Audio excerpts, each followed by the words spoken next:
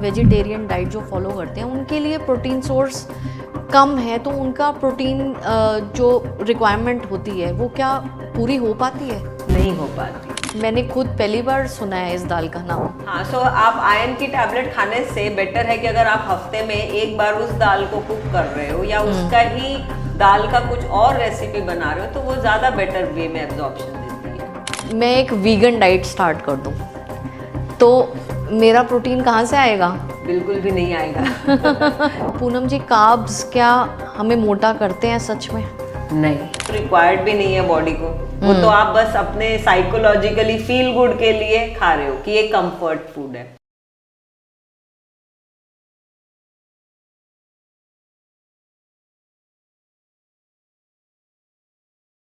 आजकल अगर आप सोशल मीडिया खोलें तो हर जगह आपको एक ही चीज़ दिख रही है कि आप कार्ब्स मत खाइए, प्रोटीन शेक पीजिए या डिटॉक्स डाइट खाइए। ये सब देख के लोग इतना कंफ्यूज हो गए हैं और वे एक ही सवाल का आंसर चाहते हैं कि एक्चुअली हेल्दी डाइट है क्या। घर का रोटी सब्जी दाल खा के लोग बोर हो चुके हैं और यही रोटी सब्जी दाल को अगर हम एक फैंसी ट्रेंडी नाम दे दें तो ये एक हेल्दी ट्रेंड बन जाता है।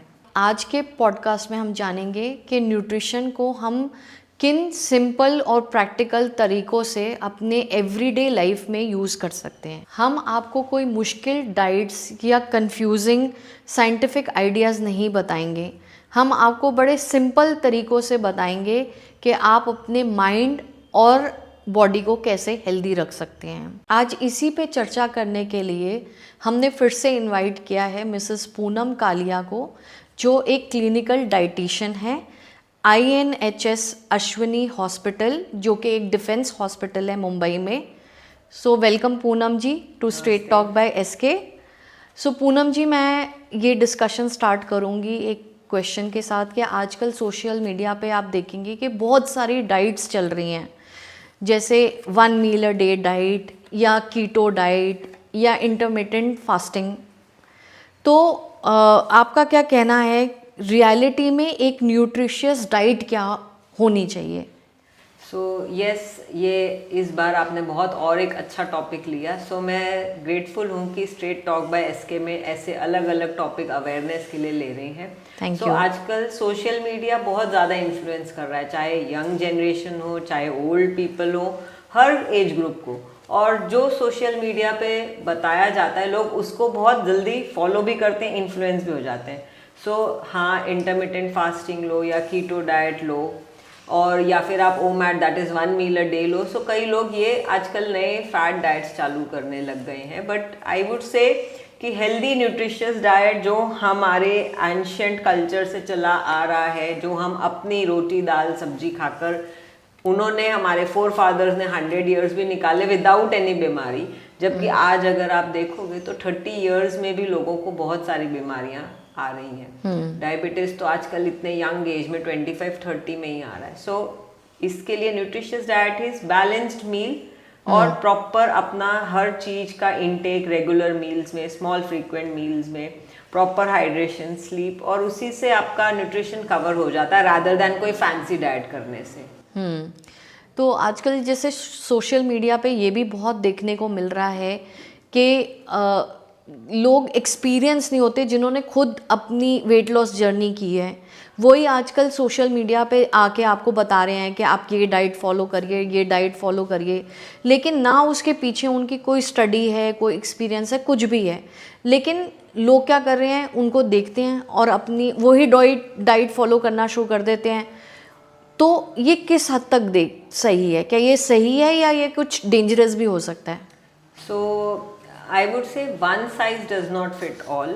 जो एक के लिए सही हुआ वो ज़रूरी नहीं है कि वो बाकी लोगों के लिए भी सही हो। यस, आजकल ऑनलाइन या सोशल मीडिया पे बहुत सारे ऐसे लोग हैं जिन्होंने खुद अपना 10 kg 20 kg वेट रिड्यूस किया या अपने एब्स बना लिए और उन्होंने अपना एक पैटर्न दिखा दिया, हम ये चीज़ कर रहे हैं।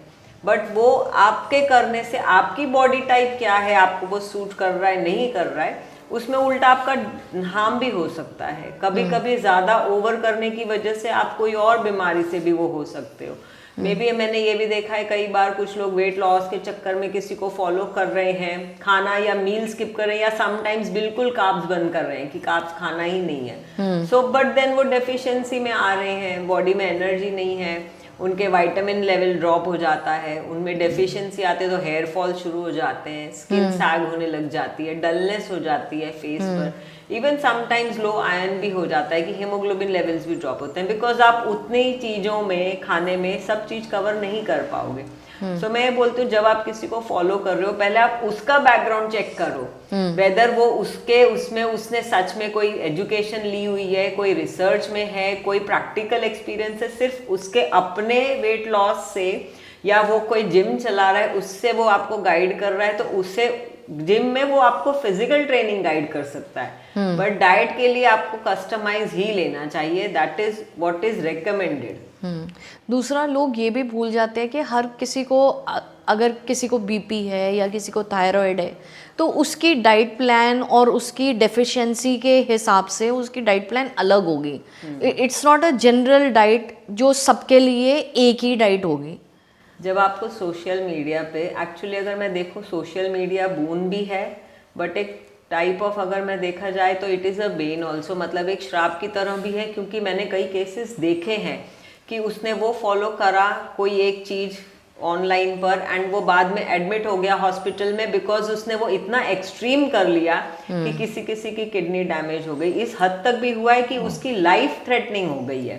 सो मैं ये बोलती हूँ कि आप हर बार हर चीज हर एक के लिए नहीं है, वो लोग जो ऑनलाइन बताते हैं वो आपको एक जनरल पॉपुलेशन के लिए बताते हैं, बट अगर आपको कुछ स्पेसिफिक एलर्जी है या कुछ स्पेसिफिक डिजीज है तो आपको कभी भी ऐसे रैंडम किसी को भी फॉलो नहीं करना चाहिए। सोशल मीडिया पे आजकल एक और चीज़ बहुत ट्रेंडिंग है जो है प्रोटीन क्रेज़। तो प्रोटीन क्रेज़ में वो बोलते हैं कि आप ये प्रोटीन शेक्स पीजिए, ये सप्लीमेंट्स पीजिए, बट ये भी क्या डेंजरस नहीं है? बहुत ज़्यादा डेंजरस है, इसी से मैंने आपको कहा कि वो पेशेंट एडमिट हो गया क्योंकि किडनी डैमेज हो गई। सो आइडियली प्रोटीन, हाँ यस, डॉक्टर्स लोग, मैं खुद भी अगर बोलूँ तो हम हर जगह, या आप सोशल मीडिया देखो हर जगह प्रोटीन पे बहुत ज़्यादा एम्फेसिस है कि सबको प्रोटीन लेना चाहिए, बट कितना लेना चाहिए और किस सोर्स में है वो भी पता होना चाहिए। सो आइडियली अगर हम देखें साइंस वाइज पर केजी बॉडी वेट आपका 1 ग्राम प्रोटीन इंटेक होना चाहिए, बट हम अगर ये भी देखें रिसर्च वाइज तो हमारा इंडियंस का हम हमेशा डेफिसिट में है। अगर मैं खुद अपनी कैलकुलेशन में प्रैक्टिकली अपने लिए भी करूं तो मैं उतना रीच नहीं कर पाऊंगी, बट अगर कोई एथलीट है, कोई अगर एक्स्ट्रा जिम अगेन आप आधा एक घंटा कर रहे हो तो नॉट रिक्वायर्ड कि आप एक्स्ट्रा ऐड करो, बट हाँ अब अगर आप हैवी वेट 1.5-2 घंटा कर रहे हो तो आपको उसकी एक्स्ट्रा रिक्वायरमेंट है, तब उसका प्रोटीन रिक्वायरमेंट मोर देन 1 भी है। वो it depends on your physical activity, but 1 ग्राम भी नहीं पहुंच रहा है। और अगर हम शेक में 3-3 स्कूप डाल के ले रहे हैं, बॉडी को भी तो डाइजेस्ट करने के लिए टाइम लग रहा है, उतना हर मील में उसको डिवाइड करना है।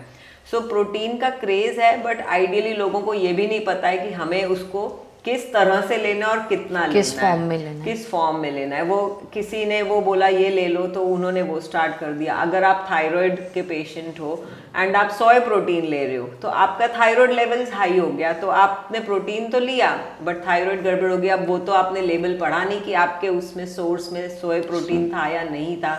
सो वो रीड करके, प्लस आपको डाइजेस्ट, हर किसी को प्रोटीन सप्लीमेंट्स नहीं होते हैं। So medically yes sometimes we have to add, जो पेशेंट बिल्कुल खाना नहीं खा रहा है, बट बेसिक डाइट में आपको खाने से जितना हो सके सोर्स में आपके मिल्क प्रोडक्ट्स हैं, आपके एनिमल प्रोडक्ट्स हैं, जो नॉनवेज हैं वो एग्स और चिकन और इसमें फिश में कर सकते हैं, प्लस आपकी जितनी दालें हैं। सो आई वुड से more of protein from your natural food sources is much better rather than supplement, but only अगर आपकी एक्टिविटी उतनी है तो आप उसको और ऐड ऑन करो, एंड प्लस गाइडेड और गाइडेंस के किसी सुपरविजन में। तो इसी में एक क्वेरी जो मुझे आ रही है कि कई लोगों की स्ट्रिक्टली वेजिटेरियन डाइट होती है और कई लोग नॉनवेज होते हैं।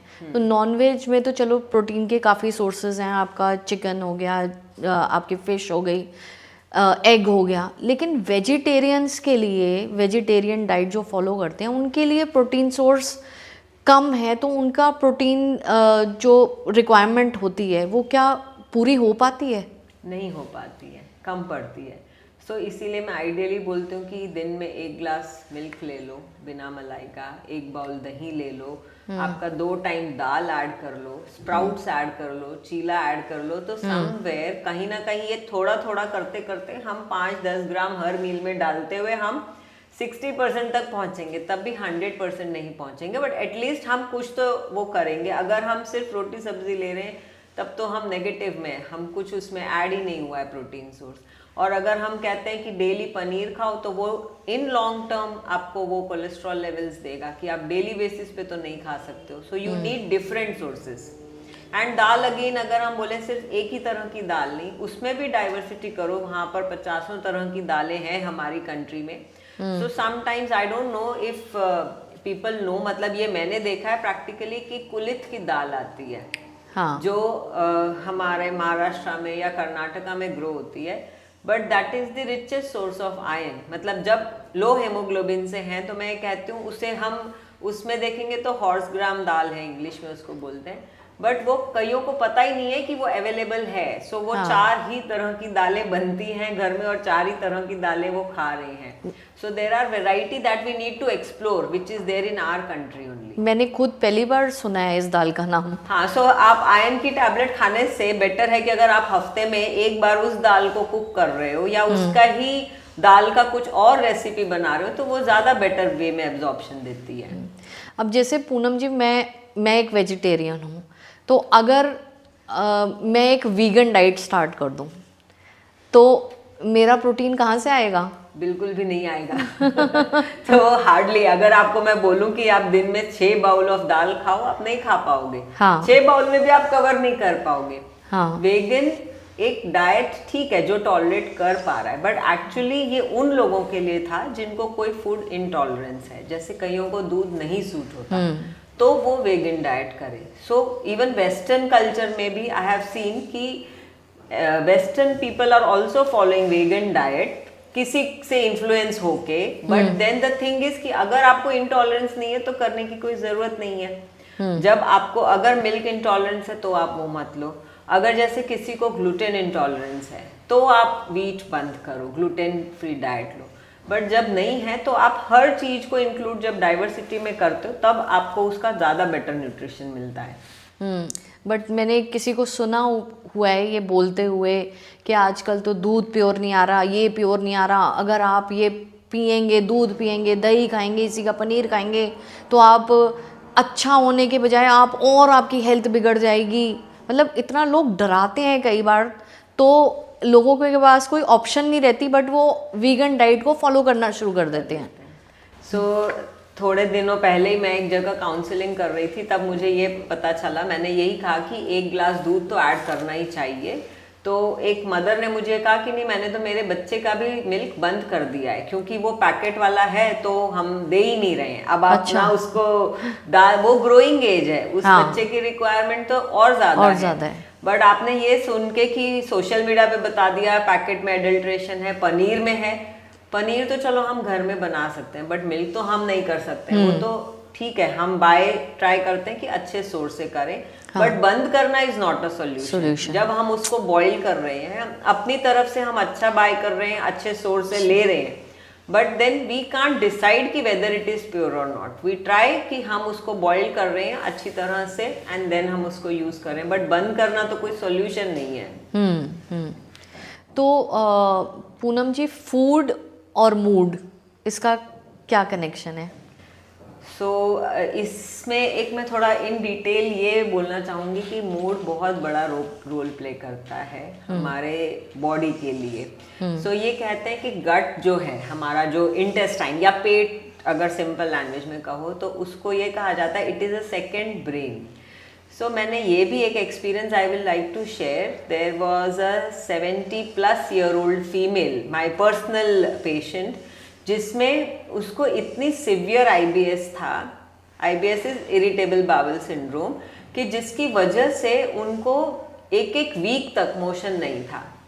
खाना वो डर डर के 8 महीने हो गए थे कि कुछ खा नहीं पा रहे थे, सिर्फ दही चावल पे थे कि जो भी खाया तो मुझे गैस और एसिडिटी हो जाएगी। एंड देन उसके बाद she had to get enema, she had to take lactulose, फिर उसके बाद अगेन हॉस्पिटल एडमिशन के बाद वो ठीक होता था। बट आप ये कब तक कर पाओगे? बट जब मेरे साथ उनकी कंसल्टेशन शुरू हुई तो I am also very happy to share कि उनकी ये प्रॉब्लम 15 दिन में सॉल्व हो गई, क्योंकि उनके माइंड की जो स्ट्रेस था, वो डर था फूड की तरफ कि मैं ये खाऊंगी तो मुझे ये हो जाएगा, वो धीरे धीरे रिजॉल्व, जब वो डर चला गया तो वो कॉन्फिडेंस से हर फूड भी सूट होने लग गया। और वो प्रॉब्लम भी विदाउट एनी मेडिसिन धीरे धीरे इन 3 months टाइम हम विदाउट एनी उसके मेडिसिन के प्रॉब्लम भी रिजॉल्व हो गई कि उनकी डाइजेशन इश्यूज एकदम से सॉल्व हो गई। सो इसीलिए फूड और मूड आई वुड से बहुत परफेक्ट एग्जाम्पल है कि आपका मूड डिपेंड करता है। जब आप कहते हो एसिडिटी हो रही है, इनडाइजेशन हो रही है, मुझे हार्ट बर्न हो रहा है, so it is more of your mood कि आपने उसको हम कहते हैं ना, जो भाव है वही अन्न हमें उसी तरह पचता है। तो वही चीज है कि हम जिस भाव से खा रहे हैं वो उसी वे में आपको वो दे रहा है। खाना तो हम कहते हैं अन्न, एक आयुर्वेदा कहता है कि फूड इज योर मेडिसिन, आपकी दवाई है, आपको दवाइयों की जरूरत नहीं है। हमारे पूरे इंडियन फूड में जितने मसाले लो या खाना लो, वो सब एक तरह से मेडिसिनल, उसमें थेरेपेटिक वैल्यू है।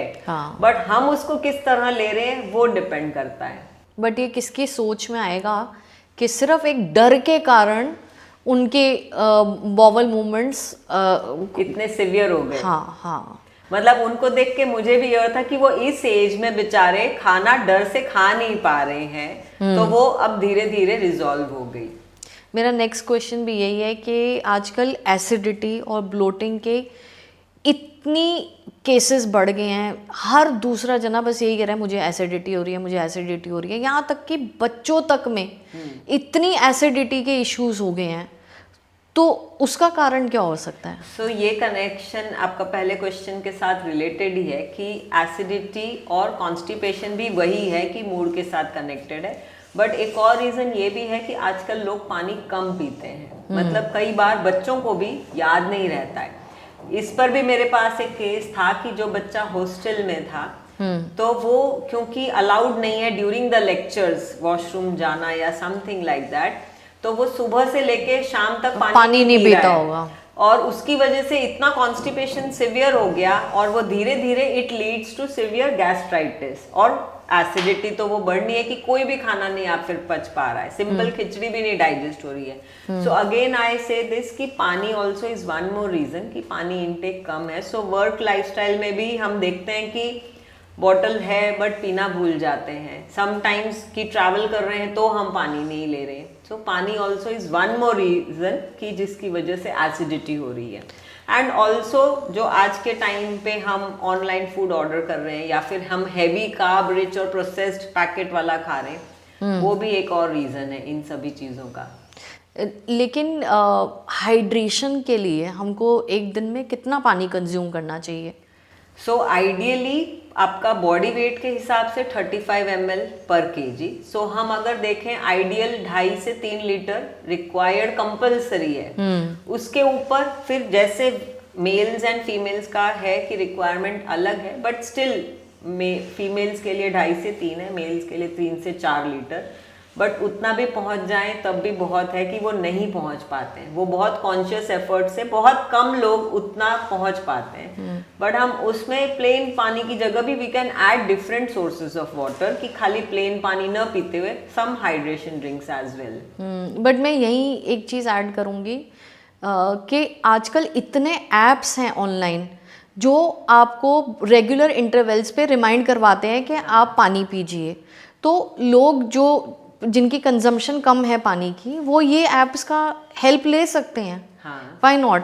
Yes of course. और कईयों को हम कहते भी हैं कि आप रिमाइंडर लगाओ, कि सेट करो अलार्म कि आपने ये हर 2 घंटे में 1 गिलास पानी पीना है। कि ओवर भी, जैसे कई लोग 6 से 7 लीटर पी रहे हैं, तो वो तो आप उतना फिल्टर किडनी को लोड दे रहे हो कि वो उसको उतना पानी फिल्टर करना है। वो कोई भी चीज की अति भी नहीं चाहिए और कोई भी चीज की कमी भी नहीं चाहिए। पानी भी अच्छा है, घी भी अच्छा है, आपका शुगर भी है, सब चीजें अच्छी हैं, बट हर चीज की लिमिट है। अच्छा, आयुर्वेदा में लेकिन मैंने सुना है एक चीज़ बोलते हैं कि आपको खाने के इमीडिएटली बाद पानी नहीं पीना चाहिए, तो क्या ये सही है? सी, उसमें it is a debatable thing. मेरे हिसाब से हम कहते हैं कि थोड़ा देर पहले पानी पियो, खाना स्टार्ट करने के पहले, सो दैट अगर हमने भूख ज़्यादा लगी तो थोड़ा सा एपेटाइट आपका सप्रेस होगा, तो आप ओवर ईटिंग नहीं करोगे। वो एक इम्पॉर्टेंट है। और खाने के तुरंत बाद इसलिए मना करते हैं कि आपको वो जो सलाइवा, जो एंजाइम्स हैं, वो खाना डाइजेस्ट करने में हेल्प करें। अगर आप पानी पियोगे तो वो इमीडिएटली हाफ डाइजेशन में ही चला जाएगा। सो दैट इज वाई पानी थोड़ी देर बाद। बट समटाइम्स कुछ लोगों को आदत है कि खाने के साथ लो, बट ऐसा कुछ हार्ड एंड फास्ट नहीं है जिसके जैसी हैबिट है। बट मोस्टली प्रिफरेबल है कि खाने के पहले पानी जरूर पीना चाहिए। ओके, एक मील स्किप करना वेट लॉस जर्नी में कितना इम्पोर्टेंट है? मतलब सही है, गलत है, क्या है? गलत है। मैं ये बोलती हूँ कोई भी मील स्किप मत करो। So most of the time all age groups I have scene जो वेट लॉस ट्राई करता है, चाहे यंगस्टर्स हो या मिडिल एज में हो, दे स्किप ब्रेकफास्ट जनरली। और मैं ये मानती हूँ कि आप ब्रेकफास्ट, मतलब इट शुड ऑलवेज बी कि ब्रेकफास्ट आपका हैवी लो, क्योंकि आपको फुल डे की एनर्जी चाहिए।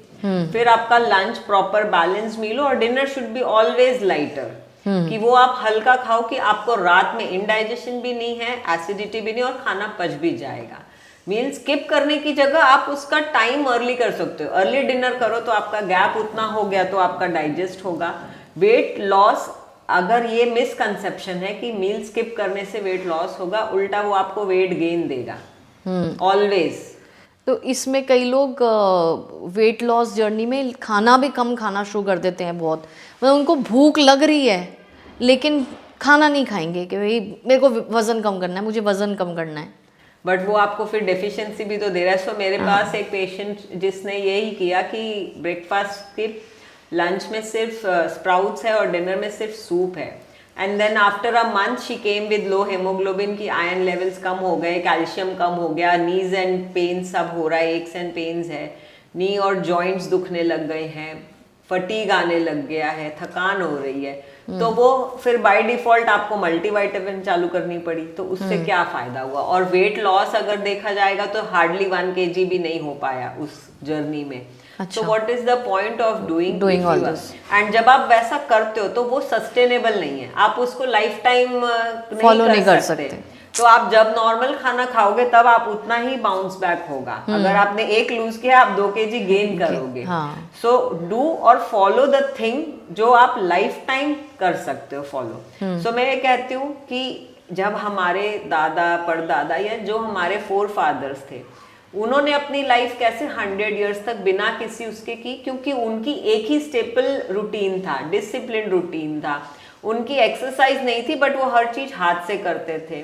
उतना उनका 10-12 किलोमीटर डेली चलना था। लेडीज भी घर में खुद चक्की में पीसते थे, सारा घर का काम करना। आज के लिए हर चीज मशीन है, आप बटन से कर रहे हो। तो आप सोचते हो वो तो इतना घी खा रहे थे, हम खा रहे हैं, हमें कोलेस्ट्रॉल आ गया, बट वो उतना काम भी कर रहे थे। उनकी फिजिकल एक्टिविटी और आपके उसमें जमीन आसमान का अंतर है। बट आपने अपनी डाइट को सेम रखा है कि वो तो ये खा रहे थे तो हम भी ये खा रहे हैं, वो आपको डाइजेस्ट ही नहीं होगा, लाइफस्टाइल चेंज हो गई। मैं वही कह रही हूँ ना, बड़ी सिंपल सी चीज़ थी कि मुझे याद है कि जब मैं छोटी थी हमारे घर में सिलबट्टा होता था, सारी चटनी सारे मसाले उसी पे सिलबट्टे पे ही पीसते थे। कम से कम आम तो आपके पतले रहते थे, अब तो सिलबट्टा कहाँ चला गया, किसी के पास है ही नहीं सिलबट्टा। अब वो तो उसमें भी रोबोटिक वैक्यूम आ गया है, क्लीनर, जो आपका खाली आप घूमते रहो अपने आप चल रहा है, तो आपको कुछ करना ही नहीं है। मशीन में आप लोड कर दो, तो कपड़ों के लिए भी तो वो टाइम एक्टिविटी आपकी लग रही थी। सो फीमेल्स भी हार्डवर्क कर रहे थे और मेल्स भी पूरा फार्मिंग में हर चीज को, खेत जोतना, अपना डालना, पानी डालना, कटिंग, हर चीज में लग रहा था। सो आज वो लाइफस्टाइल, आप खाली डेस्कटॉप पे बैठे हो, बच्चे हैं तो वो अपने मोबाइल पे हैं, तो कहाँ नीचे खेलने। आज उनको स्पोर्ट्स कोई पता है, वो भी एक है कि उन्हें से वीडियो गेम में पता है। हाँ। अदरवाइज फिजिकली उन्हें गेम भी खेलनी बहुत रेयर है जो बच्चे स्पोर्ट्स में भी पार्टिसिपेट करते हैं। अच्छा पूनम जी, कार्ब्स क्या हमें मोटा करते हैं सच में? नहीं। सो इसके लिए मैं ये बोलूँगी, कार्ब्स अकेले हम खाते हैं जब, जैसे कि आपका फ्राइड समोसा है, पकौड़े हैं, फ्रेंच फ्राइज है, बट जब आप कॉम्बिनेशन में, जैसे कि कार्ब्स तो हर चीज में है, बट आप दाल चावल ले रहे हो, आप उससे नहीं होगे मोटे, बट आप खाली सिर्फ तला हुआ खा रहे हो, बहुत सारा खूब मीठा खा रहे हो, तो वो कार्ब रिच है। कार्ब्स होना और कार्ब रिच होना में बहुत डिफरेंस है। सो आपकी जब प्लेट बैलेंस्ड है तब आपका ये carbs does not make you fat. तो कार्ब लेस नहीं खाना चाहिए, कार्ब्स होना चाहिए बट थोड़ी क्वांटिटी में होना चाहिए। हाँ। अच्छा, अब जैसे समर्स आ रहे हैं तो समर्स के लिए बेस्ट कूलिंग ड्रिंक क्या होगी जो आपके पेट को भी ठंडा रखे, आपको सैटिएट रखे और मतलब आपको ओवरऑल हेल्दी रखे? तो कौन सी आप एक या दो जो भी ड्रिंक्स बताएंगे? सो समर में हमारा ट्रेडिशनली पहले यही करते थे कि सत्तू पीते थे। जो जितने भी हमारे उसमें थे, क्योंकि वो पूरा दिन गर्मी में काम करते थे खेतों में, तो वो गर्मी के लिए भी, क्योंकि उसकी प्रॉपर्टी ही कूलिंग है सत्तू की इन जनरल, तो अगर आप वो एक ग्लास पीते हो तो आपको वो 2 घंटे रिफ्रेशिंग लगता है। आपकी जो एनर्जी लूज हुई है बिकॉज ऑफ सन, जो इतनी लू चलती है, वो फर्क पड़ता है। तो sattu I would say is the best refreshing drink with your protein also included, कि थोड़ी सैटाइटी भी दे रहा है। बट उसके अलावा नारियल पानी है, जहाँ जो अवेलेबिलिटी होती है। अब हमारे महाराष्ट्र में जैसे कोकम का शरबत है, it is also very refreshing. कई जगह आम पन्ना हो जाता है, कई जगह गाजर की कांजी वगैरह होती है, बीट की कांजी होती है। So these are all refreshing drinks. कई बार घर में खसखस का या सौंफ का शरबत भी बनाते हैं, जो कूलिंग प्रॉपर्टी अगेन। बट अगर हम घर में बना के उसमें शुगर का इंटेक कम रखते हैं कॉन्सेंट्रेशन में, तो इट इज हेल्पफुल और वो आपको ठंडक भी देगा। प्लस आप इसमें थोड़े समर के इसमें फूड भी वैसे ऐड कर सकते हो जिसमें वाटर कंटेंट ज्यादा है, जैसे आपके खीरा हो गया, जितने मेलन्स हैं, वाटरमेलन हो गया, खरबूजा हो गया, या ऑरेंज या मौसम्बी हो गई, जो पानी के जितने हैं, सो वो और आपके उसमें पानी से डिहाइड्रेट नहीं होगी आपकी बॉडी। सो इस बहाने थोड़ा सा इनटेक ऑफ वाटर, थोड़ा फूड समर वाला वो ऐड करने से you feel much more energised. तो पूनम जी, जैसे आजकल मैंने देखा है कि लोग बहुत टी के एडिक्टिव होते हैं, कि उनको बस चाय दिन की 3-4 कप, कोई अंत ही नहीं है, चाहे गर्मी हो सर्दी हो, चाय तो चाहिए ही उनको। तो इतनी चाय पीना ठीक है? बिल्कुल भी नहीं, उसमें बहुत सारा कैफीन है। सो आइडियली, बिकॉज इंडियंस हैं, हमारी चाय बोलते हैं ना, परंपरा में भी है कि हम कहीं जा रहे हैं तो पहली चीज चाय ऑफर होती है। चाय। और नॉर्थ में पानी से भी पहले चाय ऑफर होती है कि भी चाय लेंगे, और वो रेडी रहता है भर के थर्मस। सो ये है कि ideally 2 cups, small cups again in a day is okay. Okay मतलब ठीक है कि आप कुछ एक वो ले रहे हो, बट अगर उससे ज्यादा आपकी इनटेक हो रही है तो एक तो वो आपको कैलोरीज दे रहा है, वो आपकी स्लीप को भी वो खराब कर रहा है, क्योंकि कैफीन है तो आपकी नींद भी डिस्टर्ब होगी उससे जब ज्यादा इनटेक में है। प्लस वो आपका बीपी भी बढ़ाता है। सो कईयों को शायद ये भी नहीं पता, एक्सेस ऑफ टी या कॉफी से आपके ब्लड प्रेशर लेवल्स भी बढ़ते हैं। सो अगर कई बार मैंने ये भी देखा है कि to lose weight sometimes they drink black tea या ब्लैक कॉफी भी, लेकिन जैसे 6-6, 8-8 कप, तो वो नुकसान नहीं। कोई भी चीज अगेन आप 2 कप लो तो ठीक है, वो आपका एक आदत से या हैबिट से या कल्चर से, बट मोर देन दैट है वो आपको बॉडी को डैमेज दे रहा है, कि वो उतनी नेसेसिटी भी नहीं है। वो कैलोरीज भी दे रहा है, वो शुगर भी दे रहा है, वो कैफीन भी दे रहा है आपको, तो वो बॉडी के और उल्टा ब्लड को वो हैम्पर कर रहा है। और कई इंडियन हाउस होल्ड्स में मैंने देखा है कि एक आदत सी होती है कि लंच के बाद और डिनर के बाद कुछ मीठा उनको चाहिए, बस चाहे गुड़ का इतना सा पीस हो या मीठी सौंफ हो, कुछ चाहिए। और धीरे धीरे उनको रियलाइज़ भी नहीं होता कि ये एडिक्शन बन जाती है, फिर वो सौंफ और गुड़ का पीस एक मिठाई का पीस बन जाता है या चॉकलेट बन जाती है। तो ये एडिक्शन बहुत गलत है। वेरी ट्रू कि ये गलत है। सो मैं ये जानती हूँ कि जब हम बचपन में थे, सो मीठा ओकेजनली होता था, कि बर्थडेज पे हलवा बन गया या खीर बन गई, और या उससे भी पहले की अगर जनरेशन देखो तो सिर्फ अपने दिन त्योहार पे या शादी ब्याह में मीठा होता था और घर में हम अपना हलवा या खीर बनाते थे ट्रेडिशनली। बट वो धीरे धीरे जनरेशन वाइज कब change to cake, pastry, doughnut, ice creams and western मिठाइयों पे बहुत ज्यादा आ गया। और लोगों को उसकी एडिक्शन इतनी हो गई कि उनको ऐसा हुआ हमें तो रोज एक पीस तो कुछ तो चाहिए मीठा खाने के बाद, बट वो बॉडी की तो रिक्वायरमेंट नहीं है। अगर देखें तो पुराने जमाने में हम मतलब जो बड़े थे वो सिर्फ एक उनका तो ताज़ा गुड़ था, वो एक टुकड़ा छोटा खा लेते थे। बट अब वो गुड़ का भी पीस धीरे धीरे यहाँ आते आते वो भी साइज भी बड़ा हो गया है कि वो उतने से कुछ नहीं हो रहा है। बट रोज तो रिक्वायर्ड भी नहीं है बॉडी को, वो तो आप बस अपने साइकोलॉजिकली फील गुड के लिए खा रहे हो कि ये कंफर्ट फूड है।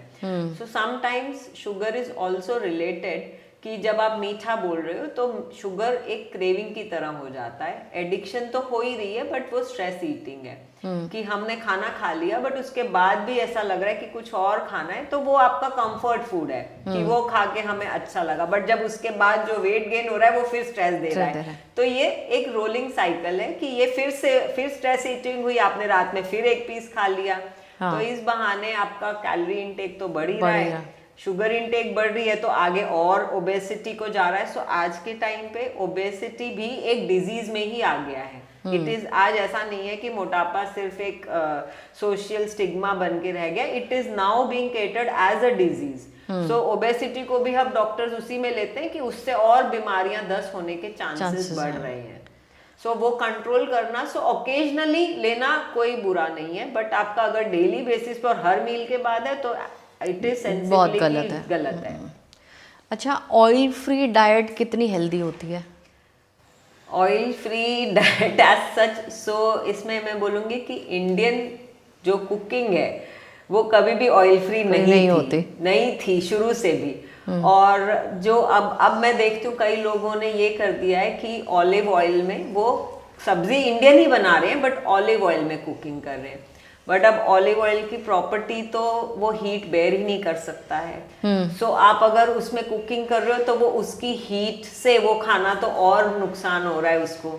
Olive oil is used only for stir fry जिसमें आपकी हीट नहीं आई, और इन योर सैलेड्स हो गया, इन योर टॉसिन ऑफ एनीथिंग उसमें करा, बट वैसे तो आपकी नीड नहीं है। So it is a good fat, but लेकिन आप उसको सब्जी में कुकिंग में डाल रहे हो, तड़का में डाल रहे हो, वो तो कुछ फायदा नहीं है। सो ऑयल फ्री नहीं, oil less cooking should be ideal कि कम तेल घी में बनाओ, घी में भी इज ऑल्सो गुड। सो हम जब कहते हैं न्यूट्रिशियस डाइट में, सो अगेन उसमें 4 आपका मेजर थिंग है कि जो दिन भर में आना चाहिए। सो प्रोटीन एज नंबर 1 पे है कि वो तो चाहिए ही है, प्लस आपका कार्बोहाइड्रेट्स है जो आपको एनर्जी दे रहा है, आपका फैट्स है जो आपको वो एनर्जी सस्टेन कर रहा है, और प्लस आपका फाइबर है जो फाइबर आपका एज इन फ्रूट या सैलेड में जो आप खा के ले रहे हो, जिससे आपका बॉडी का absorption better and plus digestion is getting better. So आप अगर वो चारों चीज़ों को नहीं कर रहे हो तो फिर ऑयल अगर आप स्किप कर दोगे तो आपका फैट्स ही नहीं है खाने में, तो वो एब्जॉर्प्शन ही नहीं होगी। तो बॉडी को फैट्स भी चाहिए बट कम क्वांटिटी में चाहिए। तो जो लड़कियां हैं जब उनके पीरियड स्टार्ट होते हैं, या औरतें जब उनको मेनोपॉज या पेरीमेनोपॉज हो रहा होता है, तो क्या उसके लिए कोई स्पेशल डाइट उनको फॉलो करनी चाहिए? अगर हम देखें लेडीज में स्पेशली आफ्टर जब ये साइकिल पीरियड्स का शुरू होता है, उसके हर 10 साल में हमारे हार्मोन्स चेंज होते हैं एवरी 10 इयर्स। सो 20 to 30 में इज डिफरेंट हार्मोन, क्योंकि एक ग्रोइंग फेज है, रिप्रोडक्टिव फेज है जहाँ पर लेडीज कैन बेयर चाइल्ड। उसके बाद 30 to 40 में थोड़ा धीरे धीरे वो स्लो होता जा रहा है, बट अगेन हार्मोनल चेंज है। अगेन 40 to 50 में फिर मेजर चेंज है जहां पर अब वो रिप्रोडक्टिव स्टेज बंद हो रहा है और दूसरे हार्मोन्स बढ़ रहे हैं।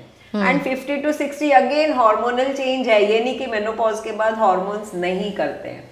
सो मुझे तो ये लगता है कि लेडीज के हार्मोन्स बहुत, मतलब ये एक बहुत बड़ा डाइवर्स टॉपिक है, बट इन शॉर्ट कि अंदर इतना वो खेलते हैं, आई वुड से कि तांडव की तरह हो जाता है कि वो बॉडी के साथ इतने रिएक्शंस होते हैं कि फीमेल्स को भी नहीं पता चलता। बट आइडियली उसकी रिक्वायरमेंट में आयरन और कैल्शियम हर फेज में इज द मोस्ट रिक्वायर्ड। क्योंकि हमारे लेडीज में 95% females are anaemic.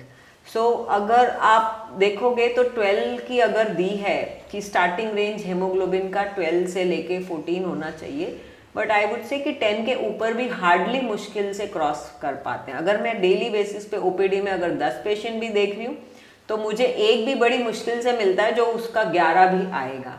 So it is generally because हमारा हर मंथ जो ब्लड लॉस हो रहा है तो आयरन इज ऑलवेज रिक्वायर्ड।